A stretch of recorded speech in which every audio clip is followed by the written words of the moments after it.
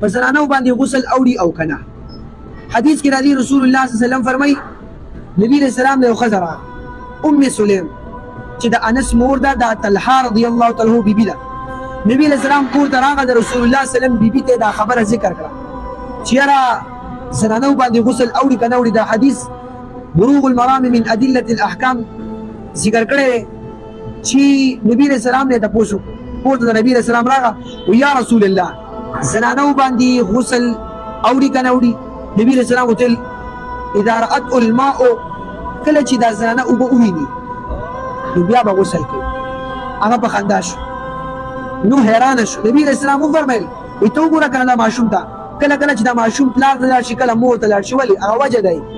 نو نبی علیہ السلام ویل کله چې زنانه اوبه وګوري نو اوبه به په ځان راړي. حدیث کې راځي چې کله زنانه اوبه وګتي اوبه به په ځان باندې راړي.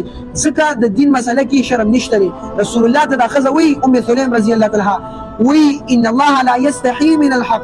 یا رسول الله الله د حق خبره نه پټي.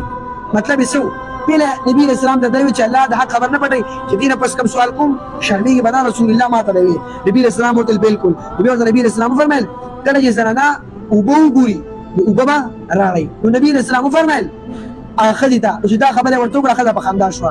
نو زنانو باندې هم غسل اوړي چې کله اوبه وګوري اوبه په ځان باندې راړي. الله سبحانه وتعالى دیو کې چې دا مسله خپل وو ملګرو سره شیر کو. د دې په مسایلو کې شرم ځکه نشته چې نبی رسول الله او بیبیان راتلی او تاسو به کولو سره وي دا مسله ټیک نه را. ته د نبی رسول الله غیرتی پیغمبر دا مسله ذکر کړی دا زه سې ماته سې چې ته ما الله دې کمر سي غلط سوال کی یا بداوی چې دا مسله ټیک نه را.